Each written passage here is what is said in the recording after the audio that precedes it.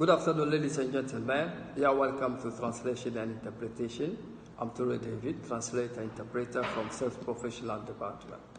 Today, we are going to continue on the Skopos theory of translation as we have seen so far, and also including the weaknesses of that theory.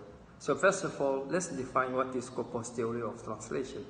Skopos is the Greek word meaning purpose, like the purpose of the translation. Why are you translating the text source into the target text?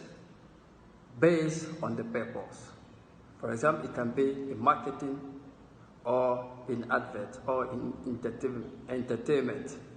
So this Skopos theory of translation has also weaknesses.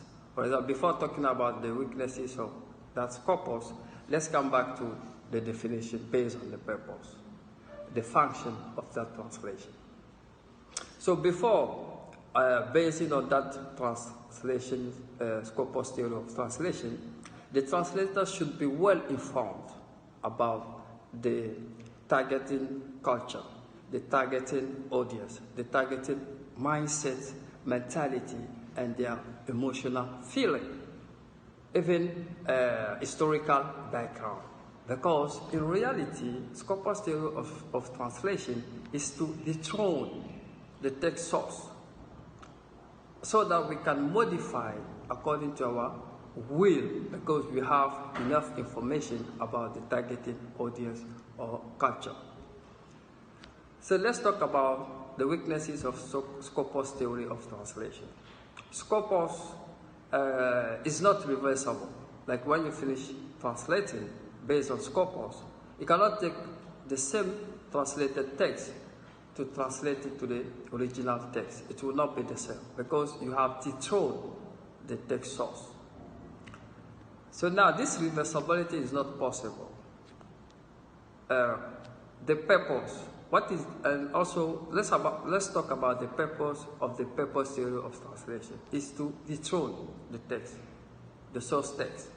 When you dethrone it, that means that you have enough information about the targeted culture or text. And the second one is the moral value. The Skopos theory doesn't care about that is right or that is wrong. For example, you have some fake news or propaganda online, on social media, or on TV. So it doesn't care about choosing what is right or what is wrong. That is against the universal moral value. The third one is the political agenda. We know that the world throughout its involvement up to now went through stages: slavery, colonization, and post-colonization. So the books used by the colonial masters or developed countries and colonized people or poor countries is not the same. The translated version should be done in such a way that they can maintain the colonized people within their bondage, like to control them, to dominate them, to exploit them. So they have their own repertoire that is imposed by force to the colonized people or colonized countries. So whatever translation you are going to make, you are using their repertoire. Repertoire means that a set of concepts that should be translated in this way is chosen by them. So we cannot go beyond that. So that is the political agenda based on Skopos theory of translation. Their purpose here is to what? Is to maintain people, you see, in the domination. That domination is for them a way of exploiting them. They have a purpose to control them. That is the third weakness of Skopos theory of translation. So ladies and gentlemen, when that being said, let's give some explanation about trans-edited, translatorial, localization, and transcreation. But sorry, we are going to see that in the next video. So let me take it in French for those who don't understand French language. Bonsoir mesdames et messieurs, vous êtes les bienvenus au programme de traduction et d'interprétation. Je suis Touré David, interprète traducteur du département professionnel de service. Donc on va continuer sur Skopos, théorie de la traduction. Bon, c'est une théorie, vous savez, Skopos c'est un mot grec qui signifie le but, c'est-à-dire la théorie du but de traduction. C'est-à-dire on se base sur le but ou sur l'objectif pour essayer de traduire dans le texte d'arrivée. Maintenant, ça c'est basé sur le but ou l'objectif. Du moment où le traducteur a assez d'informations sur la culture d'arrivée ou sur la langue d'arrivée. Les textes d'arrivée, on peut inclure ça aussi.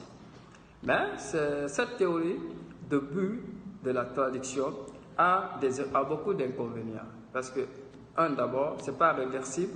Une fois que tu traduis le texte source dans le texte d'arrivée, c'est évident qu'ils ne soient plus les mêmes. Parce que le traducteur a assez d'informations pour manipuler, les facteurs clés de la langue d'arrivée afin d'atteindre son objectif et en satisfaisant l'audience, ceux qui vont lire la version traduite de ce texte dans la langue d'arrivée. Donc, en d'autres mots, c'est pour dire que Skopos détrône le texte source pour un texte d'arrivée. Donc, les points clés sont déterminés par le traducteur parce qu'il connaît l'objectif. Donc, ce n'est pas réversible. Deuxièmement, la morale, les valeurs morales, les valeurs morales universelles. Skopos, la théorie du but ne choisit pas ce que tu dois traduire et ce que tu ne dois pas traduire, ce qui est bien, ce qui n'est pas bien, ce qui est contraire à la valeur morale universelle.